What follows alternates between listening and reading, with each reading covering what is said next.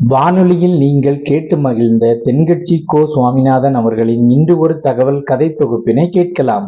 ஒரு வயசான பாட்டியும் தாத்தாவும் ஒரு பூங்காவில் உட்காந்து பேசிக்கிட்டு இருக்கிறாங்க.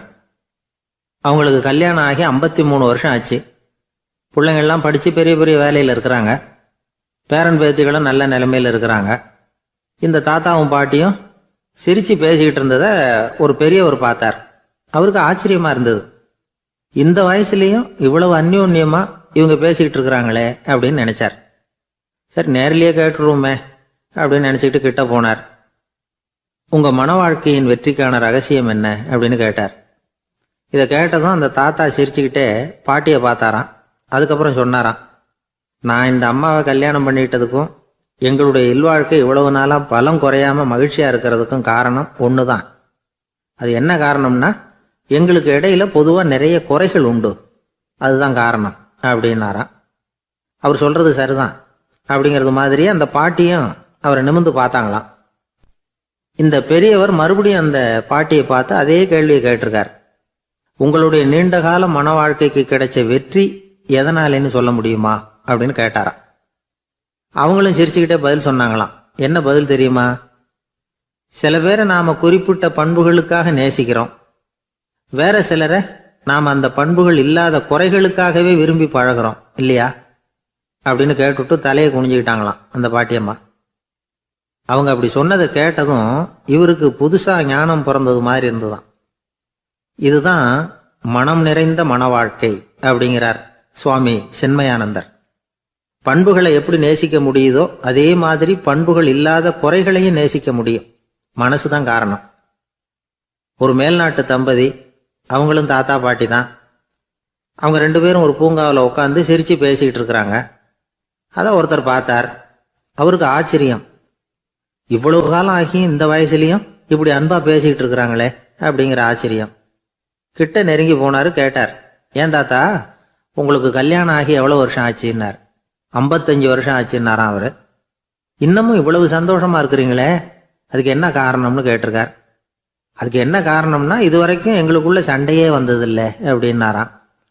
அது எப்படி முடியும்னு கேட்டிருக்கார் இவர் ஆச்சரியமா. அந்த தாத்தா சொல்ல ஆரம்பிச்சாராம், இதை பாருப்பா, எங்களுக்கு கல்யாணம் ஆன புதுசில் நானும் என்னுடைய மனைவியும் ஒரு குதிரை மேலே ஏறி ஒரு காட்டு வழியாக போய்கிட்டு இருந்தோம். கொஞ்சம் தூரம் போனதும் அந்த குதிரை எடக்கு பண்ணிச்சு. நான் உடனே கீழே இறங்கி அந்த குதிரையை பார்த்து, இது உனக்கு முதல் தடவை அப்படின்னு மிரட்டலாக சொல்லிவிட்டு ஏறி உட்காந்தேன். மறுபடியும் போனோம். கொஞ்சம் தூரம் குதிரை நல்லபடியாக நடந்து போச்சு. மறுபடியும் எடக்கு பண்ண ஆரம்பிச்சுட்டுது. நான் கீழே இறங்கினேன். கையில் இருந்த சாட்டையால் ஓங்கி ஒரு அடி கொடுத்தேன். இது உனக்கு 2வது தடவை அப்படின்னு சொல்லிவிட்டு ஏறி உட்காந்தேன். மறுபடியும் குதிரை கொஞ்சம் தூரம் நல்ல விதமாக நடந்து போச்சு. அப்புறமும் எடக்கு பண்ண ஆரம்பிச்சுட்டுது. அந்த சமயத்தில் ஒரு ஆற்று பாலத்தை கடந்து போய்கிட்டு இருக்கிறோம். நான் கீழே இறங்கினேன். என்னுடைய மனைவியையும் கீழே இறங்க சொன்னேன். அந்த குதிரையை பிடிச்சி அப்படியே ஆற்றுல தள்ளி விட்டுட்டேன். தள்ளி விட்டுட்டு, இது உனக்கு கடைசி தடவை அப்படின்னு சொன்னேன். அதை பார்த்ததும் என் மனைவி பதறி போயிட்டாங்க. போய், ஐயோ பாவம், என்ன இப்படி பண்ணிவிட்டீங்க, உங்களுக்கு மனசில் கொஞ்சம் கூட இறக்கமே இல்லையா அப்படின்னாங்க. நான் மெதுவாக இவங்க பக்கம் திரும்பி, இது உனக்கு முதல் தடவை அப்படின்னேன். அவ்வளவுதான், அன்னையிலேருந்து இன்னைய வரைக்கும் ஒரு நாள் கூட எங்களுக்குள்ள சண்டையே வந்ததில்லை அப்படின்னு விளக்கம் கொடுத்தார் அந்த தாத்தா. ஒரு காட்டுல ஒரு முனிவர் இருந்தார். ஒரு நாள் அவரை தேடிட்டு 4 பேர் வந்தாங்க. சுவாமி, எங்களுக்கு ரொம்ப நாளா ஒரு சந்தேகம்னாங்க. என்னன்னு கேட்டார். இந்த உலகத்துல எவ்வளவோ காரியங்கள் நடக்குது, எது நியாயம் எது அநியாயம் அப்படின்னு புரிஞ்சுக்க முடியலன்னாங்க. அது யாராலையும் புரிஞ்சுக்க முடியாதுன்னார் முனிவர். வந்தவங்களுக்கு ஆச்சரியமா போச்சு. ஒரு மாதிரியா பார்த்தாங்க. இதை முனிவர் கவனிச்சார். சரி, புறப்படுங்க என்னோடன்னார். எங்கன்னு கேட்டாங்க. இப்போ உங்கள் 4 பேரையும் ஒரு புஷ்பக விமானத்தில் அழைச்சிட்டு போகிறேன். இந்த உலகத்தில் சர்வசாதாரணமாக நடக்கக்கூடிய ஒரு காட்சியை உங்களுக்கு காட்ட போகிறேன். நீங்கள் பார்க்க போகிற அந்த காட்சி நியாயமா அநியாயமா அப்படிங்கிறத என்கிட்ட சொல்லணும். நீங்கள் சரியான பதில் சொன்னால் புஷ்பக விமானத்தில் தொடர்ந்து பிரயாணம் பண்ணலாம். தவறான பதில் சொன்னால் இந்த புஷ்பக விமானம் உங்களை கீழே தள்ளி விட்டுரும் அப்படின்னார். 4 பேருக்கும் பயம்தான். இருந்தாலும் முனிவர் கூப்பிடுறாரு அப்படின்னு சொல்லி புறப்பட்டாங்க. அவங்க எல்லாரும் புறப்பட்டு ஒரு காட்டு வழியாக போய்கிட்டு இருக்கிறாங்க புஷ்பக விமானத்தில். அங்கே நடக்கிற ஒரு காட்சியை காட்டுறார் முனிவர். அதோ அங்கே பாருங்கன்னார். அந்த விமானத்தில் இருந்தபடியே எல்லாரும் கீழே குனிஞ்சு பார்க்குறாங்க. அங்கே ஒரு தாய் புலி அப்போ தான் குட்டி போட்டிருக்கு. குட்டிகளை ஈன்ற உடனே பசிக்கு இறை தேடி அந்த பக்கமாக வருது. அதே நேரம் ஒரு தாய் மான், அதுவும் அப்போ தான் குட்டி போட்டிருக்கு. அதுவும் இதே மாதிரி குட்டிகளை ஈன்ற உடனே பசிக்கு இறை தேடி அந்த பக்கமாக வருது. இப்போ அந்த புலி அந்த மானை அடித்து போட்டுவிடுது. அதுவும் சாப்பிடுது, குட்டிகளுக்கும் கொடுக்குது. இப்போ அந்த புலிக்குட்டிகள் முகத்தில் மகிழ்ச்சி, தாயை இழந்த அந்த மான் குட்டிகள் முகத்தில் துக்கம். இப்போ அந்த முனிவர் 4 பேர்கிட்டையும் கேட்குறார், நீங்கள் இங்கே பார்த்தீங்களே, இதில் எது நியாயம் எது அநியாயம்? ஒவ்வொருத்தராக சொல்லுங்க. உங்கள் பதில் சரியில்லைன்னா இந்த விமானம் உங்களை கீழே தள்ளி விட்டுரும். சொல்லுங்க பார்க்கலாம்னார். முதல்ல ஒருத்தன் சொன்னான், அந்த புலி செஞ்சது சரிதாங்க. அது பசிக்கு அதுதான் ஆகாரம். தன்னுடைய பசிக்கு தானே இறை தேடிக்கிட்டுது. அதில் என்ன தப்பு? அவ்வளவுதான். அதனால் புலி செஞ்சது நியாயம்தான் அப்படின்னா. அவ்வளவுதான், அந்த விமானம் அவனை அப்படியே கீழே தள்ளி விட்டுட்டுது. அதனால் அவன் கொடுத்த பதில் சரியில்லை அப்படிங்கிறது புரிஞ்சு போச்சு.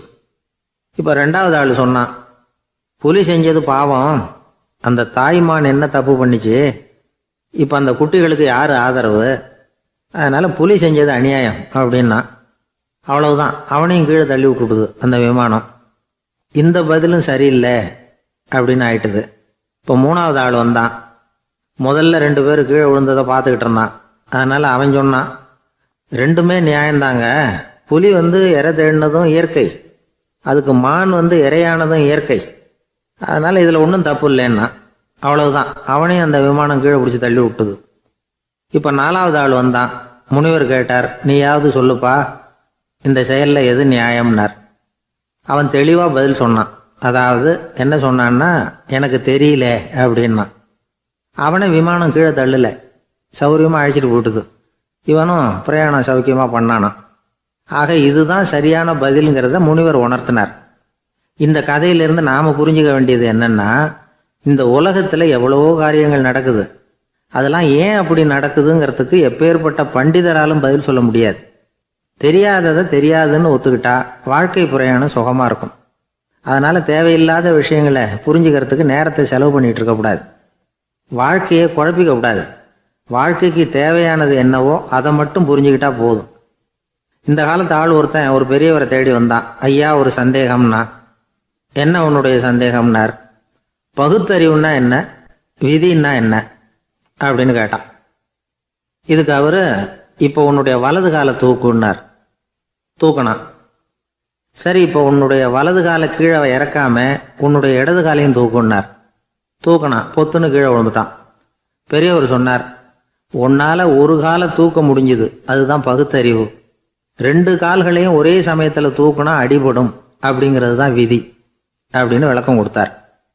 இவன் தன்னுடைய விதியை நொந்துக்கிட்டே இடுப்பை பிடிச்சிக்கிட்டு அங்கேருந்து நடந்து போயிட்டானான். ஒரு ஊரில் ஒரு குரு இருந்தார், ஜென் குரு. அவரை தேடிட்டு ஒரு மன்னர் வந்தார். வந்தவர் ஜப்பான் மன்னர். தோட்டக்கலையை பற்றி தெரிஞ்சுட்டு போகிறதுக்காக அவர் வந்தார். எப்படி தோட்டம் அமைக்கிறது அப்படிங்கிறத பற்றி அந்த குரு விவரமாக சொல்லி கொடுத்தாரு. 1 நாள் 2 நாள் இல்லை, 3 வருஷம் கற்றுக் கொடுத்தார். அதுக்கப்புறம் சொன்னார், நான் கற்றுக் கொடுத்துட்டேன், இனிமேல் நீங்கள் போகலாம், போய் தோட்டம் அமைக்கலாம். அதுதான் உங்களுக்கு பரிசை. தோட்டம் அமைச்ச பிறகு சொல்லி அனுப்புங்க, நான் பார்க்குறேன். நீங்கள் இங்கே என்னவெல்லாம் கற்றுக்கிட்டீங்களோ அதையெல்லாம் அங்கே செயல்முறையில் செஞ்சு காட்டுங்க அப்படின்னு சொல்லி அனுப்பி வச்சார். மன்னர் போனார். அரண்மனைக்கு பக்கத்திலே ஒரு பெரிய தோட்டத்தை உண்டு பண்ணினார். அழகான மரங்களையும் செடிகளையும் உருவாக்கினார். கிட்டத்தட்ட 1000 தோட்டக்காரர்களை பயன்படுத்தி 3 வருஷங்கள் முயற்சி பண்ணி அந்த அழகான தோட்டத்தை உருவாக்கினார். குருகிட்ட இருந்து செய்தி வந்தது, நாளைக்கு தோட்டத்தை பார்க்குறேன் அப்படின்னு. மன்னர் உடனே சுறுசுறுப்பாயிட்டார். முதல் நாளே தோட்டத்தை சுத்தப்படுத்தினார். ராத்திரி பூரா யாரும் தூங்கலை. எல்லாருக்கும் தோட்டத்தை ஒழுங்குபடுத்துகிற வேலை.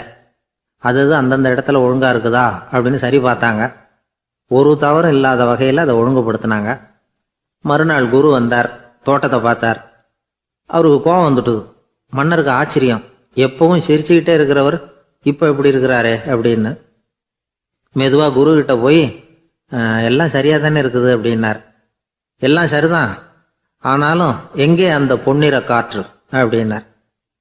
உதிர்ந்த இலைகள், பொன் மஞ்சள் நிற இலைகள் காற்றில் அப்படி புரண்டு ஓடுவதை நான் பார்க்க முடியவில்லையே அப்படின்னாராம். அது இல்லாமல் இந்த தோட்டம் உயிரோட்டம் உள்ளதா இருக்காது, இதில் பாடல் இல்லை, ஆடல் இல்லை, அதெல்லாம் இல்லாமல் இந்த தோட்டம் ரொம்பவும் செயற்கையாக தெரியுதேன்னாராம். மன்னர் இப்போதான் யோசனை பண்ணார். கீழே கிடந்த காஞ்சி போன இலைகள் மட்டும் இல்லை, மரத்தில் இருந்த காஞ்சி போன இலைகளையும் அப்புறப்படுத்தி சுத்தமாக வச்சிருக்கிறார். இறப்பும் வாழ்க்கையினுடைய ஒரு பகுதி தான். மரணம்ங்கிறது வாழ்க்கைக்கு எதிரானது அல்ல, அதை நிரப்பும் ஒரு பகுதி தான் அது. மரணம் இல்லையில் வாழ்க்கையே இல்லை அப்படிங்கிறது பெரியவங்க கருத்து. இப்போ அந்த தோட்டம் அழகாக தான் இருக்குது, இருந்தாலும் அது ஒரு ஓவியம் மாதிரி உயிர் இல்லாமல் இருக்கு. குரு ஒரு வாளியை கையில் எடுத்துக்கிட்டார், தோட்டத்தை விட்டு வெளியில போனார். ஏற்கனவே வீசி எறிந்த அந்த சருகுகளை எல்லாம் அள்ளி கொண்டுகிட்டு வந்தார். உள்ள எல்லா இடங்கள்லையும் அதை வீசினார். உடனே காத்து அந்த காய்ந்த சருகுகளையும் பழுத்த இலைகளையும் அசைக்க ஆரம்பிச்சுட்டுது. இப்போ அங்க சலசல சத்தம், சங்கீதம், இலைகளின் நடனம், ஓவியம் மாதிரி இருந்த அந்த தோட்டத்துக்கு இப்போ உயிர் வந்துட்டுது. இதுதான் அந்த பொன்னான காற்று அப்படின்னாராம் குரு. மன்னருக்கு புரிஞ்சுது. மிகப்பெரிய ஜென் கேள்வி ஒன்று உண்டு. உம்மான் அப்படிங்கிற ஒரு பெரிய குருவை பார்த்து துறவி ஒருத்தர் கேட்டாராம், இலைகள் எல்லாம் கீழே விழுந்து மரங்கள் மொட்டையாக இருக்கும் பொழுது என்ன நடக்கும்? இதுதான் கேள்வி. இதுக்கு உம்மான் சொன்ன பதில் பொன்னான காற்று, தி கோல்டன் விண்ட் அப்படின்னாராம். இதுக்கு என்ன விளக்கம்னா, உன்னுடைய எண்ணங்கள் எல்லாம் உன்னுடைய மனசிலிருந்து கீழே விழுந்து உனது உள்ளுணர்வானது மொட்டையாக நிற்கும் நிலைதான் அது. உனது வேர்களின் அருகில் காற்று வீசுகிறது. எல்லா எண்ணங்களும் உன்னிலிருந்து வெகு தூரத்துக்கு புரண்டு கொண்டே சென்று விடுகிறது. நீ அவற்றை கடந்து விட்டால் நீ அவைகளுக்கெல்லாம் மேலெழுந்து கீழே பார்ப்பவனைப் போல நிற்க ஆரம்பித்து விடுவாய். அதுதான் தியானம் என்பது அப்படின்னு சொல்றாங்க. தியானம்ங்கிறது எண்ணத்துக்கு எதிரானதில்லை, தியானம்ங்கிறது எண்ணங்களை கடந்து செல்வது தான். அதுக்கப்புறம் நாம பொன்னிற காற்றுல ஆட ஆரம்பிச்சிருவோம். இதுதான் பெரியவர்கள் சொல்றது. என்கிட்ட ஒருத்தர் தோட்டம் அமைக்கணும்னு யோசனை கேட்டு வந்தார். எல்லாம் சொல்லி கொடுத்தேன். செடிகள்லாம் செழிப்பா வளரணும்னா வேர் காயாம பார்த்துக்குங்க, தினமும் தண்ணி விடுங்க அப்படின்னு சொல்லி அனுப்பி வச்சேன். ஒரு மாசம் கழிச்சு ஒரு தோட்டத்தை பார்க்கறதுக்காக போனேன். போய் பார்த்தா எல்லா செடியும் வாடி கிடக்குது. என்னங்க இப்படி பண்ணிவிட்டீங்கன்னு. நீங்க சொன்னபடி தான் செஞ்சேன்னார். என்ன செஞ்சீங்கன்னு கேட்டேன். வேர் காயாம பார்த்துக்க சொன்னீங்க, தினமும் ஒரு தடவை எல்லா செடியையும் ஒவ்வொன்றா பிடுங்கி பார்த்து வேர் காயாம இருக்கா அப்படின்னு பார்த்துட்டு அதுக்கப்புறம் தண்ணி பாய்ச்சனே, அவ்வளவுதான் அப்படின்னார். ஒரு சன்னியாசி அவரு ஒரு நாள் ஒரு கனவு கண்டாராம். அந்த கனவுல அவர் சொர்க்கத்துக்கு போறார். அங்க ஒரு பெரிய திருவிழா நடந்துகிட்டு இருக்குது. எங்க பார்த்தாலும் அலங்கார வளைவுகள், வண்ணமயமான விளக்குகள், பாதைகள் பூரா மலர்கள், எல்லா கட்டடங்களும் ஒளிமயம். அவ்வளவு கோலாகலமா பிரம்மாண்டமா அந்த திருவிழா நடந்துகிட்டு இருக்குது. அது என்ன திருவிழாங்கிறது இந்த சன்னியாசிக்கு புரியல. அங்க எதிரில் வந்துகிட்டு இருந்த ஒருத்தரை நிறுத்தி, என்ன விசேஷம் இங்க அப்படின்னு விசாரிச்சாராம். உனக்கு தெரியாத விஷயம், இன்னைக்கு இறைவனுக்கு பிறந்த நாள், அதை தான் எல்லாரும் சேர்ந்து கொண்டாடுறோம். இதுக்காக பிரம்மாண்டமான ஊர்வலம் ஒன்று வரப்போகுது.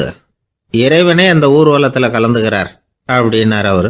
உடனே அந்த சன்னியாசி ஒரு மரத்து நிழல்ல ஒதுங்கி நின்றுக்கிட்டார். ஊர்வலம் வந்துகிட்டு இருக்குது. முதல்ல ஒரு குதிரை வந்துகிட்டு இருக்கு. அது மேலே ஒருத்தர் உட்காந்துருக்கிறார். அவருக்கு பின்னாடி நிறைய பேர் கூட்டமாக வந்துகிட்டு இருக்கிறாங்க. இவ்வளவு கூட்டம் இவர் பின்னாடி வருதே, யார் இவர் அப்படின்னு கேட்டார்.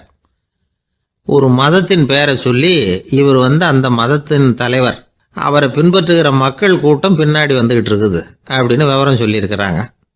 இவங்களுக்கு அடுத்தபடியா இன்னொரு குதிரையில ஒருத்தர் வந்துகிட்டு இருக்கிறார்.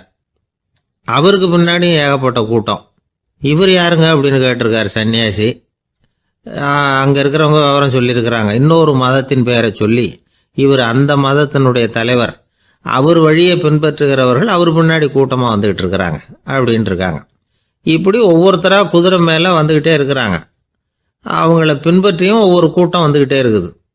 அந்த பெரிய ஊர்வலம் அது பாட்டுக்கு போய்கிட்டு இருக்குது. கடைசியாக அது முடிஞ்சது ரொம்ப நேரம் கழிச்சு. அதுக்கப்புறம் கொஞ்சம் நேரம் கழிச்சு ஒரு வயசான ஆள் குதிரை மேலே வந்துக்கிட்டு இருக்கிறார். ஆனால் அவருக்கு பின்னாடி யாருமே இல்லை. அவர் பரிதாபமாக தனியாக வந்துக்கிட்டு இருக்கிறார். அவர் அந்த ஊர்வலத்தை சேர்ந்தவரா இல்லையாங்கிறதே தெரியல. இவர் யாரு, இவர் ஏன் இப்படி தனியாக வந்துக்கிட்டு இருக்கிறார் அப்படின்னு கேட்டிருக்கார் அந்த சன்னியாசி. என்னது இப்படி கேட்குறீங்க? இவர் தான் கடவுள், இவருக்காக தான் இன்னைக்கு இந்த ஊர்வலமே நடக்குது, இவருக்கு தான் இன்னைக்கு பிறந்த நாள். முன்னாடி போகிற ஊர்வலம் பூரா இவருடைய பிறந்த நாளை கொண்டாடுறதுக்காக தான் அப்படின்னு இருக்காங்க. இதை கேட்டதும் அந்த சன்னியாசிக்கு திடுக்குன்னு தூக்கி போட்டிருக்கு. இது வரைக்கும் கனவு கண்டுகிட்டு இருந்தவர் முடிச்சுக்கிட்டார். அதுக்கப்புறம் தான் யோசிச்சு பார்த்துருக்கார். உண்மைதான், மக்கள் எல்லாரும் வந்து பக்தி மார்க்கத்துல போறதா நினைச்சுக்கிட்டு பாதம் மாறி போயிட்டு இருக்கிறாங்க. கடவுளை பின்பற்றுவதாக நினைக்கிறாங்க பக்தர்கள். ஆனா கடவுளுக்கு பின்னாடி யாருமே இல்லை. இன்னமும் இயல்பா இதை பத்தி யோசிச்சு பார்த்தா உண்மைக்கு பின்னாடி தான் நான் போய்கிட்டு இருக்கேன் அப்படின்னு நிறைய பேர் சொல்றாங்க. ஆனா அந்த உண்மை வந்து அனாதையா போய்கிட்டு இருக்குது. அப்படி ஆயிட்டுது உலகம். இந்த காலத்திலயும் ஒரு ஊர்வலம். ஒரு பெரிய மனுஷருக்கு பிறந்த நாள் விழா. அவர் குதிரை மேலே ஏறி முன்னாடி போயிட்டு இருக்கிறார். அவருக்கு பின்னாடி ஒரு 100 பேர் தொண்டர்கள். அவங்க பாட்டுக்கு போறாங்க. எல்லாம் பணம் கொடுத்து ஏற்பாடு பண்ணவங்க. எல்லாம் பணம் வாங்கிட்டு முன்னாடி போயிட்டு இருக்கிறாங்க. கொஞ்சம் தூரம் நடந்ததும் கால் வலிக்க ஆரம்பிச்சுட்டுது. ஒவ்வொருத்தரும் அப்படியே ஒதுங்க ஆரம்பிச்சுட்டாங்க. அதான் முன்னாடியே பணம் கிடைச்சிட்டுதே, இனிமேல் ஒதுங்கினா என்னன்னு ஒதுங்கிட்டாங்க. ஒரு கட்டத்தில் குதிரையில் போகிறவர் தற்செயலாக திரும்பி பார்க்குறாரு. பின்னாடி யாருமே இல்லை. எல்லாரும் ஓடி போயிட்டாங்க. ஒரே ஒரு ஆள் மட்டும் ரொம்ப விசுவாசமாக பின்னாடி நடந்து வந்துக்கிட்டு இருந்தான்.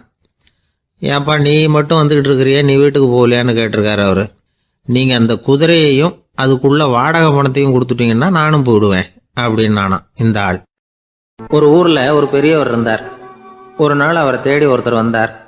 ஐயா, நான் கடவுளை பரிபூர்ணமாக நம்புகிறேன் அப்படின்னார். சரி, அந்த நம்பிக்கை உனக்கு எப்படி வந்ததுன்னு கேட்டார் இவர். அவர் சொல்ல ஆரம்பித்தார். ஐயா, எனக்கு கல்யாணம் ஆகி 10 வருஷம் ஆச்சு. ஆனாலும் குழந்தை பாக்கியம் இல்லை. அதுக்கு என்ன காரணமாக இருக்கும்னு நான் யோசனை பண்ணிகிட்டு இருந்தப்போ நண்பர் ஒருத்தர் ஒரு ஆலோசனை சொன்னார். உனக்கு மதப்பற்று இல்லை, எந்த கடவுளையுமே நம்ப மாட்டேங்கிற, அதுதான் காரணம். கடவுளை நம்பு, உனக்கு குழந்தை பாக்கியம் கிடைக்கும் அப்படின்னார். அவர் அப்படி சொன்னாரே தவிர எனக்கு சந்தேகம்தான். இருந்தாலும் அவர் சொன்னபடியும் நடந்து தான் பார்ப்போமே அப்படின்னு முடிவு பண்ணேன். கடவுளை நம்ப ஆரம்பித்தேன். அந்த வருஷமே அழகான ஆண் குழந்தை பிறந்தது. எல்லாம் இறைவன் அருள் அப்படின்னார். இவர் இப்படி சொன்னதை கேட்டதும் அந்த பெரியவர் சொன்னார். நீ சொல்றதெல்லாம் சரிதான். இருந்தாலும் இந்த காலத்தில் எந்த ஒரு காரியமாக இருந்தாலும் அதை சோதனை செஞ்சு பார்த்துட்டு தான் ஒரு முடிவுக்கு வந்து சேர முடியும். அறிவுபூர்வமான முடிவு அதுவாக தான் இருக்கும். அறிவியல் சோதனைகள் அப்படித்தான். ஒரு குறிப்பிட்ட விஷயத்தை பற்றி எத்தனை தடவை சோதனை பண்ணாலும் ஒரே முடிவு தான் கிடைக்கணும். அதுதான் சரியாக இருக்கும். அதனால் இப்போ மறுபடியும் ஒரு சோதனைன்னார். என்ன செய்யணும் அப்படின்னு கேட்டார் இவர். கடவுள்கிட்ட ஒரு பெண் குழந்தை வேணும்னு கேளு. முதல்ல ஆண் குழந்தையை கொடுத்தது மாதிரியே இப்போ ஒரு பெண் குழந்தையையும் கொடுக்குறாரா பார்க்கலாம் அப்படின்னார். சரின்னு சொல்லி இவர் அதே மாதிரி முயற்சி பண்ணினார். அதுக்கப்புறம் அவர் இந்த பெரியவர்கிட்ட வரவே இல்லை. கொஞ்ச காலம் கழித்து இவரே அவரை தேடிக்கிட்டு போய் கதவை தட்டினார். அவர் கதவை திறந்தார். என்ன ஆச்சு, கடவுள் கண் திறந்தாரா அப்படின்னு கேட்டார். அவர், அந்த சமாச்சாரம்லாம் நமக்கு வேணாம் சார். முதல் தடவை அது ஏதோ தற்செயலாக ஏற்பட்ட ஒரு சாதகம். இப்போ நீங்கள் 2வது தடவை சொன்ன பிறகு தினமும் கடவுளை வேண்டிக்கிட்டு தான் இருக்கிறேன், ஒன்றும் நடக்கலை அப்படின்னார் ரொம்ப விரக்தியா. ஒரே ஒரு தோல்வியில் உங்கள் நம்பிக்கையெல்லாம் பறந்து போயிடுது பார்த்தீங்களா அப்படின்னார் அந்த பெரியவர். எல்லாம் நல்ல விதமாக நடக்கிற வரைக்கும் நம்பிக்கை, எதிர்பார்த்தது தோல்வியில் முடிஞ்சுட்டுதுன்னா அவநம்பிக்கை. மற்றவர்கள் பேரில் வைக்கிற நம்பிக்கை எந்த நேரத்திலையும் விவகாரமாகி விடக்கூடிய சாத்தியம் உண்டு. நாம் நம்பிக்கை வைக்க வேண்டியது நம்ம கிட்ட தான். நமக்குள்ள இருக்கிறார் கடவுள். எனவே நம்ம பேரில் நாம் வைக்கிற நம்பிக்கை தான் உண்மையான கடவுள் பக்தி. நிபந்தனையற்ற நம்பிக்கையாக அது இருக்கணும். எல்லாம் நல்லபடியாக நடந்துக்கிட்டு இருந்தா எந்த முட்டாளுக்கும் நம்பிக்கை வரத்தான் செய்யும் அப்படிங்கிறது ஒரு பெரியவர் கருத்து. தியானத்தின் மூலமாக தான் உனக்குள்ள ஆழமாக தோண்டுனா உன்னுடைய அடி ஆழத்தில் நம்பிக்கை வந்து அப்படி ஊற்றெடுக்கும், அதை பார்க்க முடியும் அப்படிங்கிறது பெரியவர்கள் சிந்தனை. ஒரு குழந்தை அப்பாவை பார்த்து என்னப்பா பண்ணுறேன்னு கேட்டுதான். பிரார்த்தனை பண்ணிட்டு இருக்கிறேன்னாராம் அப்பா. பிரார்த்தனை பண்ணுனா என்ன கிடைக்கும் அப்படின்னு கேட்டுதான் குழந்தை. எல்லாம் கிடைக்கும் அப்படின்னாராம் அப்பா. நீ வச்சிருக்கிறிய பேனா அது கூட கிடைக்குமான்னு கேட்டுதான் குழந்தை. கிடைக்குமேன்னு இருக்கார். அப்படின்னா அந்த பேனாவை என்கிட்ட கொடுத்துரு, நீ பிரார்த்தனை பண்ணி வேற பேனா வாங்கிக்கோ அப்படின்னு தான் அந்த குழந்தை. கடற்கரை ஓரமா ஒரு பெரியவர் கையால மணலை கீறிக்கிட்டே உட்காந்துருக்கிறார். என்னத்தையும் தேடிட்டு இருக்கிறது மாதிரி தெரிஞ்சது. மெதுவா கிட்டத்துல போய் என்னத்தை தேடிட்டு இருக்கிறீங்க அப்படின்னு கேட்டோம். அவரு சாவகாசமா நிமிர்ந்து பார்த்து நிம்மதியை தேடிட்டு இருக்கிறேன்னார். நாங்க ஒரு மாதிரி ஆயிட்டோம். இருந்தாலும் சமாளிச்சுக்கிட்டு, சார் மணல்ல வந்து கிழிஞ்சல் தான் கிடைக்கும், நிம்மதி கிடைக்காது அப்படின்னோம். சரி, இன்னைக்கு வசமா நம்ம கிட்ட ஒரு ஆள் மாட்டிக்கிட்டார் அப்படின்னு நினைச்சு அவர் பக்கமா போய் உட்காந்துக்கிட்டு கதை சொல்ல ஆரம்பிச்சிட்டோம். ஒரு பெரிய மன்னர் இருந்தார். அவருக்கு எல்லா வசதியும் இருந்தது. இருந்தாலும் ஒரே ஒரு குறை. அது என்னன்னா நிம்மதி இல்லைங்கிற குறை. அரண்மனையில தினமும் கலை நிகழ்ச்சி, நாட்டியம் எல்லாம் நடந்துகிட்டு தான் இருந்தது. இருந்தாலும் நிம்மதி இல்லை. சரி, நிம்மதி எங்க கிடைக்கும் அப்படின்னு தேட ஆரம்பிச்சார். உடனே அதுக்கான முயற்சிகள்ல தீவிரமா இறங்கினார். நாட்டில் உள்ள தத்துவ மேதைகளை எல்லாம் கூப்பிட்டுட்டு வர சொன்னார். எல்லாரும் வந்து சேர்ந்தாங்க. அவங்கள பார்த்து நிம்மதி எங்க இருக்குது அப்படின்னு விசாரிச்சார். அவங்களுக்கு அது தெரிஞ்சா ஏன் இப்படி ராஜா முன்னாடி வந்து நின்றுட்டு இருக்க போறாங்க? ராஜாவோட கேள்விக்கு ஒவ்வொருத்தரும் ஒவ்வொரு மாதிரி விளக்கம் கொடுக்க ஆரம்பிச்சிட்டாங்க. எந்த பதிலும் ராஜாவுக்கு திருப்தி அளிக்கக்கூடிய அளவுக்கு இல்லை. சரி, போயிட்டு வாங்கன்னு சொல்லி அவங்கள எல்லாம் அனுப்பி வச்சுட்டார். ஒரு நாள் அவர் மாளிகையில உப்பருகையில நின்றுட்டு இருக்கிறார். அந்த சமயத்துல தெருவுல ஒரு பிச்சைக்காரன் ரொம்ப உல்லாசமா பாட்டு பாடிக்கிட்டே போயிட்டு இருக்கிறான். குரல்ல ஒரு சந்தோஷம், நடையில ஒரு மிடுக்கு. அவன்கிட்ட கொஞ்சம் கூட கவலை இருக்கிறதா தெரியல. உடனே ராஜா அதை பார்த்தார். ஏவலாளிகளை வந்து கைதட்டி கூப்பிட்டார். உடனே ஓடி போய் அந்த பிச்சைக்காரனை இங்க அழைச்சிட்டு வாங்கன்னு உத்தரவு போட்டார். இவங்க உடனே ஓடி போய் அவனை கூப்பிட்டாங்க. அரண்மனைக்கு வாழ்ந்தாங்க. அவன் வரல. அரண்மனைக்குள்ள அடி எடுத்து வைக்க மாட்டேன்னு சொல்லிவிட்டான். ராஜா கிட்ட வந்து விஷயத்தை சொன்னாங்க. அவருக்கு ரொம்ப ஆச்சரியம், இப்படி ஒரு ஆள் இருக்கிறானா அப்படின்னு.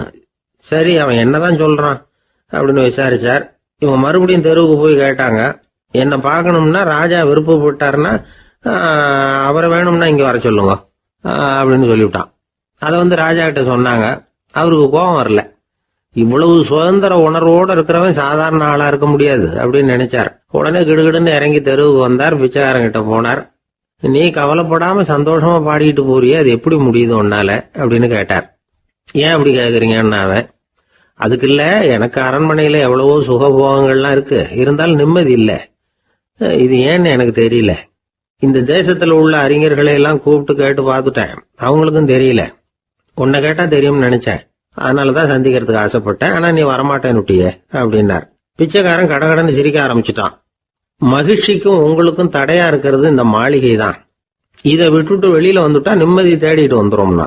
நான் அரசன், எனக்குன்னு கடமைகள் இருக்கு, அதையெல்லாம் விட்டுட்டு எப்படி வர முடியும்னார் ராஜா.